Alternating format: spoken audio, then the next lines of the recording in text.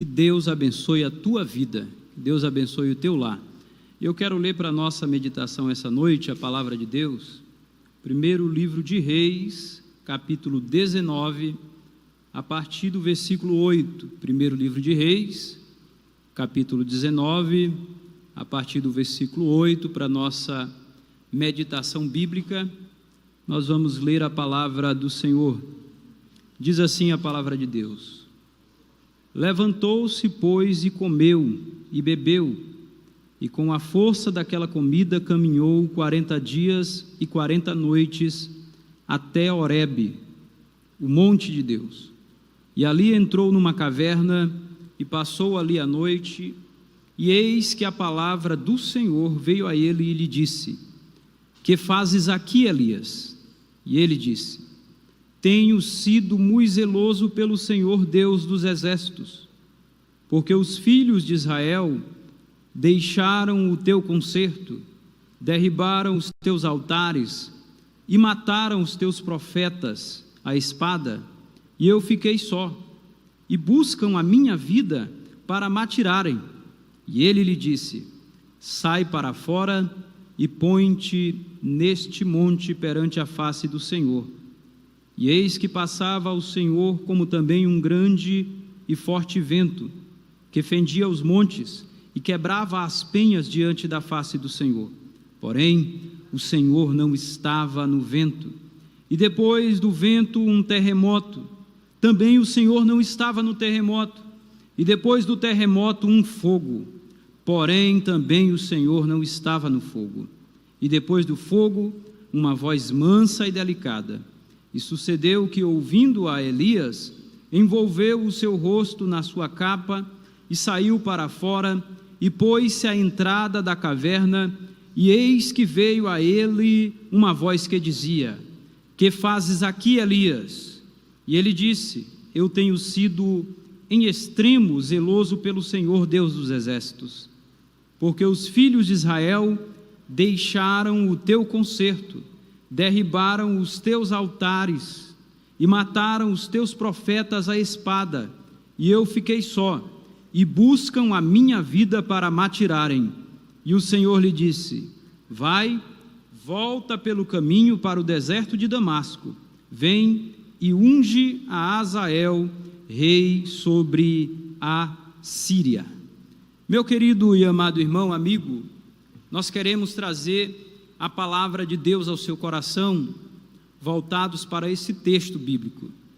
E nós queremos falar essa noite a você sobre o tema: quando o homem de Deus encontra-se esgotado. Quando o homem de Deus encontra-se esgotado. Existem fases na nossa vida que são marcadas pela completa exaustão.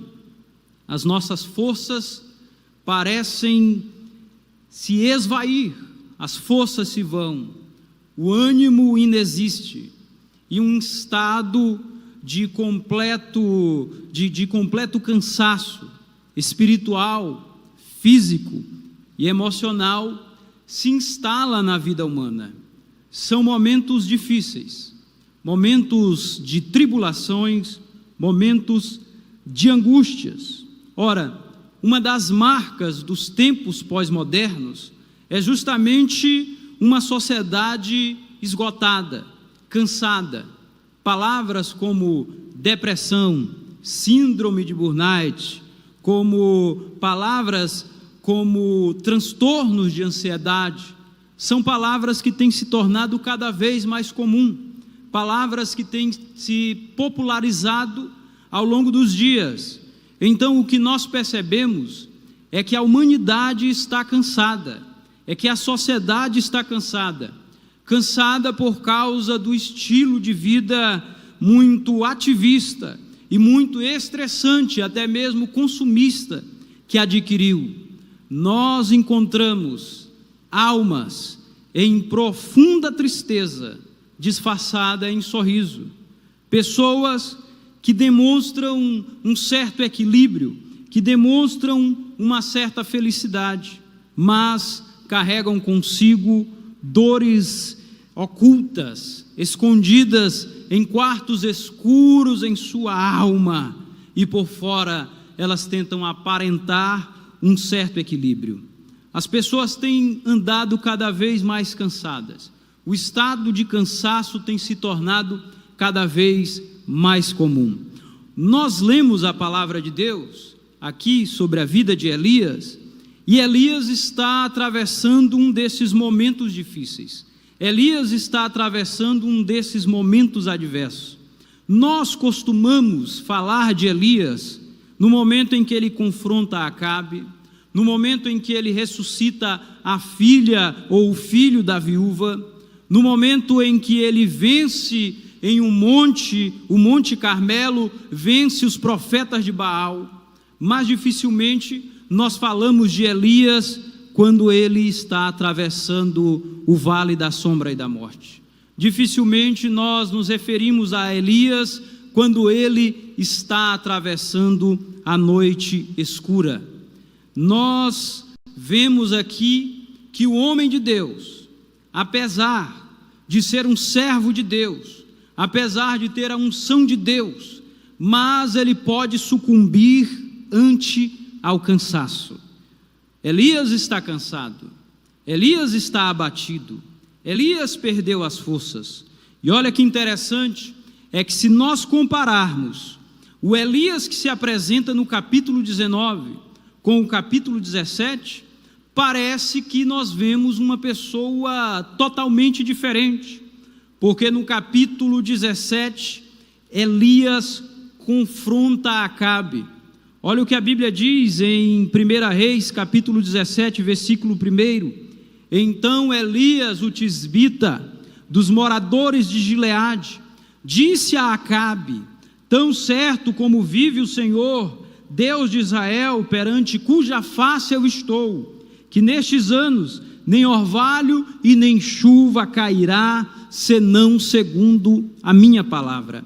Elias está confrontando Acabe no capítulo 17, mas no capítulo 19 a Bíblia mostra Elias fugindo, a Bíblia mostra Elias se escondendo.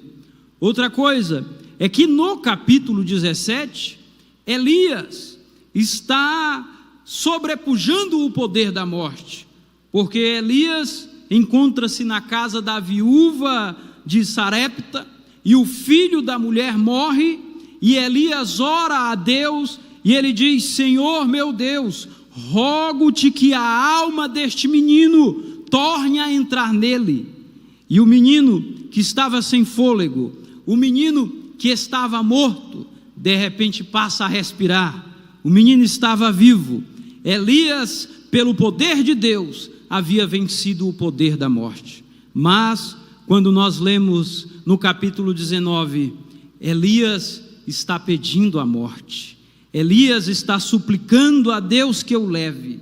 Elias não quer mais viver. Nós vemos também algo interessante, que no capítulo 17, Elias, debaixo de uma palavra de Deus, ele vai até Sarepta. A Bíblia diz que Sarepta é terra de Sidom, e Sidom é terra de Jezabel. Então Elias vai até a terra do seu inimigo. Elias vai ao lugar do inimigo, mas ali ele não teme nada. Ele está debaixo de uma palavra de Deus, ele está debaixo do poder de Deus. Mas no capítulo 19, Elias está fugindo de Jezabel, está fugindo de Acabe, porque Jezabel o ameaçou de morte. Parece que nós estamos vendo duas pessoas diferentes, parece que são dois seres humanos diferentes que se apresentam, mas é o mesmo Elias, é a mesma pessoa. Elias chega ao capítulo 19 pedindo a morte, enquanto no capítulo 18 nós encontramos Elias no Monte Carmelo, desafiando, humilhando e vencendo os profetas de Baal. Mas no capítulo 19, Elias foge. Ele deixa o seu moço, até porque havia um perigo iminente, uma ameaça de morte. Ele deixa o garoto, ele deixa o seu moço, ele quer ficar sozinho, ele se isola, ele está sozinho, ele tem um senso profundo de autopiedade, ele se vê sozinho e clama a Deus a morte, e pede a Deus a morte. Este homem, este profeta de Deus, este homem de Deus está esgotado. Elias está atravessando um quadro de profunda falta de forças. Por que Elias está assim? Por causa das adversidades do seu tempo. Porque Elias enfrenta este momento. Porque este quadro de tristeza está levando Elias para o isolamento. Porque o seu tempo é um tempo adverso. O pior dos reis até o momento está reinando. É o rei Acabe. E ele faz uma coisa terrível, porque se casa com Jezabel. Jezabel, filha de Etbaal. A palavra Etbaal significa Baal está vivo. Então Jezabel era filha deste homem, que era um sacerdote idólatra, que era um sacerdote pagão, que assume o reinado. Este homem, este Etbaal, ensinou seus filhos a adorarem a Baal. Então Jezabel é uma serva de Baal. Baal é um Deus estranho, não é o Deus de Israel, não é o Deus criador dos céus e da terra.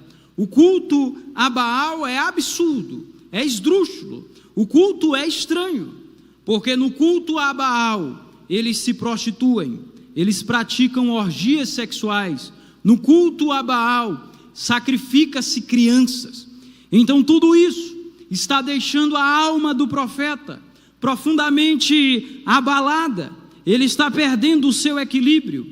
E houve algo muito sério em Samaria, houve algo muito sério no reinado de Israel, é que os profetas de Deus, em sua grande maioria, foram mortos. Jezabel e Acabe instauraram um sistema profético vendido, comprometido com Baal, mataram os profetas de Deus e levantaram profetas de um Deus pagão. Mataram os homens de Deus e começaram a financiar profetas que iriam espalhar o nome de Baal por toda a Samaria. Derrubaram também os altares de Deus e levantaram altares a Baal. O quadro em Samaria é triste. Além da idolatria, além dos cultos estranhos a Baal, existe uma forte injustiça social e não há quem cuide do povo. E Elias tem que lidar com essa situação. E Elias está muito triste por causa da adversidade dos seus dias. Elias está abatido e cansado por causa do peso do ministério profético. Porque Elias é o homem de Deus, ele tem a tarefa de exaltar ao nome do Senhor e de levar a mensagem de Deus em tempos adversos. Tudo isso deixa a alma de Elias profundamente abatido. Meu amigo, meu querido irmão, em quantos momentos em nossa vida, em quantas fases da tua vida, as adversidades e as tribulações e as tempestades que instalam-se no decorrer de uma semana, de um mês, de um ano, te deixam profundamente abatidos. Quantas pessoas, quantos irmãos que eram crentes fervorosos, que eram mulheres de Deus, que eram homens de Deus imbatíveis, mas não foram mais os mesmos depois de uma grande tribulação, não foram mais os mesmos depois de uma grande angústia, de uma grande tristeza. Às vezes o luto por alguém querido que se foi, às vezes a notícia de um filho que está envolvido com drogas, às vezes as condições do próprio país, às vezes as condições políticas, às vezes podem ser as desigualdades sociais, pode ser até mesmo este quadro de pandemia que tem feito o mundo inteiro se curvar. Tudo isso pode estar te deixando abatido, tudo isso pode estar te deixando cansado, mas a palavra de Deus nos diz em Isaías 40, versículo 29, que Deus dá forças ao cansado e multiplica as forças daquele que não tem nenhum vigor. Deus, nesta noite, vai fortalecer a tua alma, vai fortalecer o teu coração. Ele vai te tomar pela mão e vai te levantar, para que você caminhe mais alguns quilômetros fazendo a obra dele. Elias está profundamente abatido, por causa da adversidade do seu tempo, por causa do peso do ministério profético. Mas o que nós vemos aqui é que quando este homem de Deus foge, Deus vai à procura do seu profeta. Olha, eu quero dizer para você, talvez você esteja se escondendo, e talvez nesse período seja muito mais fácil se esconder. Talvez você esteja isolado neste quarto, ouvindo esta palavra, mas Deus está alimentando a tua alma esta noite, está fortalecendo o teu coração esta noite. Como é que Deus restaura as forças desse profeta? Primeiro, Deus manifesta a sua provisão, porque quando o profeta está sozinho, abatido, enclausurado, a Bíblia diz que ele foge e vai até Beceba. A palavra de Deus irá nos dizer no versículo 4, e ele, Elias, se foi ao deserto, caminho de um dia, e veio e se assentou debaixo de um zimbro, e em seu ânimo pediu a morte e disse: já basta, ó Senhor, toma agora a minha vida, pois não sou eu melhor que meus pais. Ora, Elias está pedindo a morte. Søren Kierkegaard diz que quando a pior coisa que um homem conhece em sua vida é a morte, este homem quer viver. Mas quando a pior coisa que um homem conhece na vida é a vida, este homem quer morrer. Elias está com medo de viver. Elias está com medo da vida, porque a vida não se configurou para ele com os melhores tons. Elias está passando uma noite escura, mas eu quero te dizer que mesmo que nós venhamos atravessar uma noite escura, Deus coloca em nossa alma uma alvorada. Lá fora pode estar escuro, mas dentro de mim a luz divina, o sol da justiça brilha, alegrando a minha alma. Deus fala com Elias, e fala através de um anjo, e a Bíblia diz no versículo 5, que um anjo o tocou e lhe disse: levanta-te e come. E de repente, quando Elias percebe, ele olha ali a sua cabeceira, tinha pão cozido e tinha uma botija de água. Deus está alimentando o seu profeta. A provisão divina estava ali. Deus estava mostrando para Elias que Deus é o seu provedor, que nos momentos das maiores adversidades, Deus é presente com Elias, está com ele, providenciando-lhe o que ele precisa para caminhar. E é interessante, porque a Bíblia faz questão de apresentar este detalhe. A Bíblia diz que lá tinha pão cozido, não era pão bolorento, não era pão de 2 dias, não era pão de uma semana, era um pãozinho cozido, da hora, do momento. Deus alimenta o seu profeta.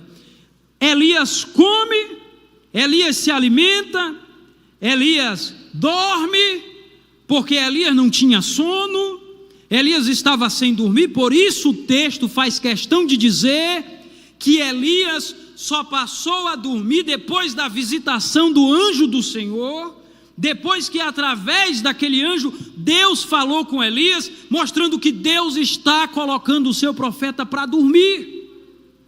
Deus está usando a sonoterapia para fazer o seu profeta descansar. Elias come, novamente o anjo do Senhor, pela segunda vez, toca em Elias e diz: levanta-te e come de novo, porque muito comprido será o teu caminho. E aí Elias mais uma vez come daquele pão cozido, e a Bíblia diz que com a força daquela comida, ele caminhou, versículo 8, ele caminhou 40 dias e 40 noites até Horebe. Com a força do pão cozido e de um pouco de água que Deus lhe deu, ele caminha 40 dias e 40 noites até Horebe. Sabe quantos quilômetros? 250 quilômetros, do lugar em que Elias estava até chegar em Horebe. 250 quilômetros, somente com a força de um pão, somente com a força daquela comida, como o texto bíblico ressalta. Oh, que pão poderoso! Oh, que pão maravilhoso!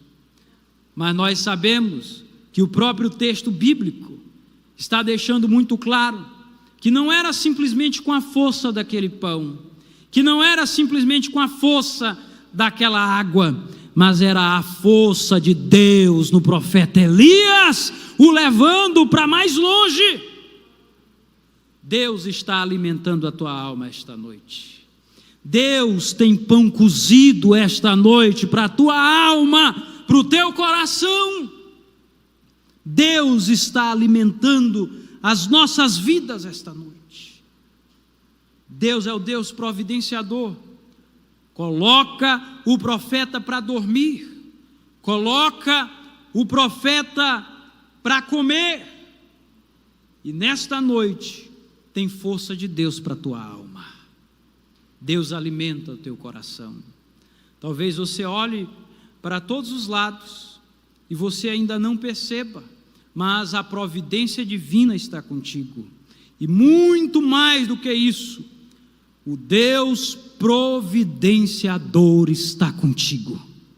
O que Deus está mostrando para Elias, com algo tão simples, um pão cozido, uma botija de água, Deus está mostrando para Elias que para ser um profeta poderoso, que para ser um homem forte, ele não precisa de muita coisa, ele só precisa do Deus eterno estando com ele.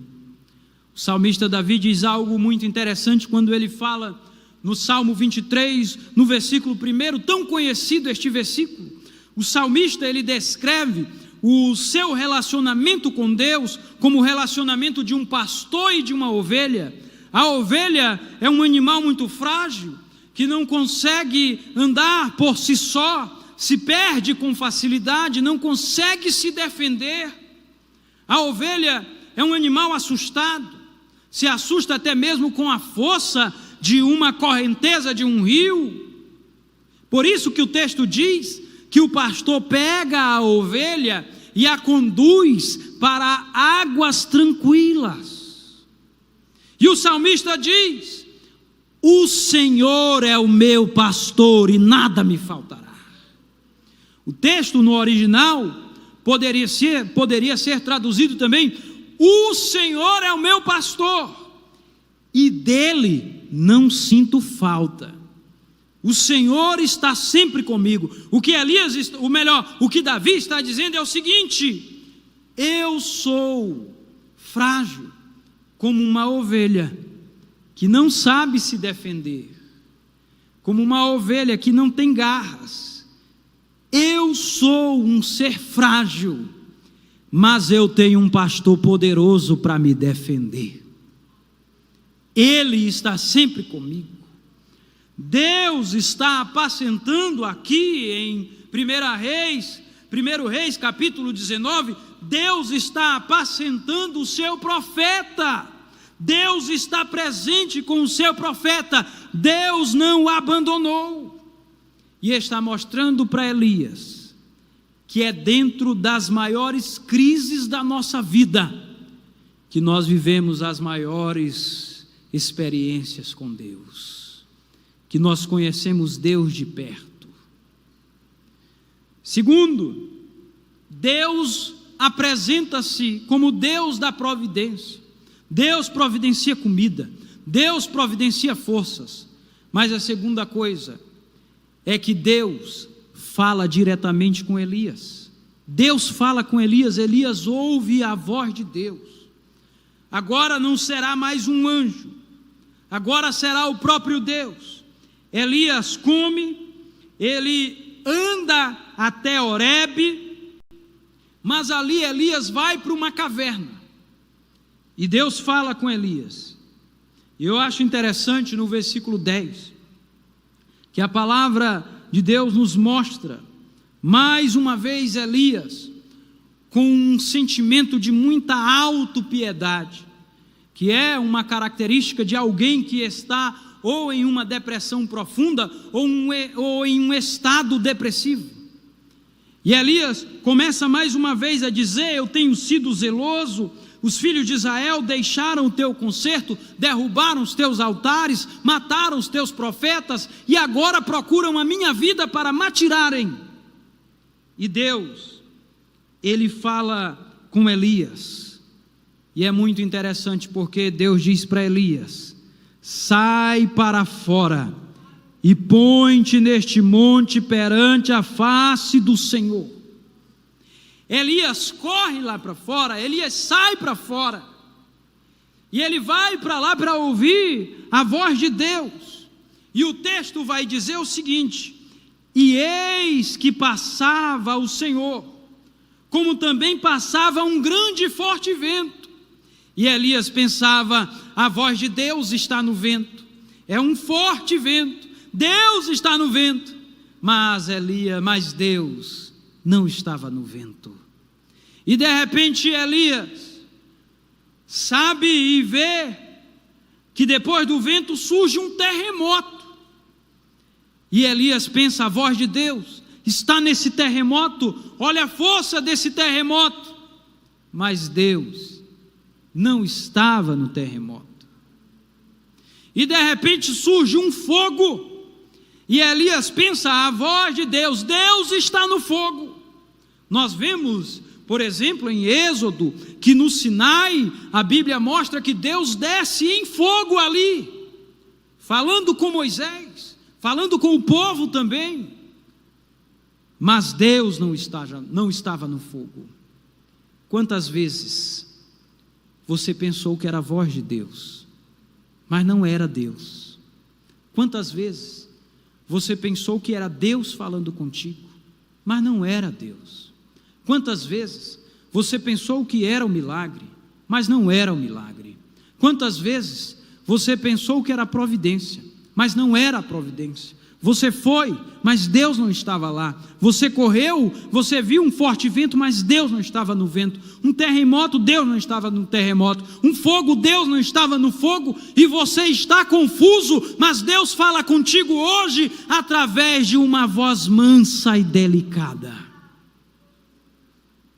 Os sussurros da graça divina se tornam audíveis aos ouvidos do nosso coração esta noite. Deus está dizendo que está conosco.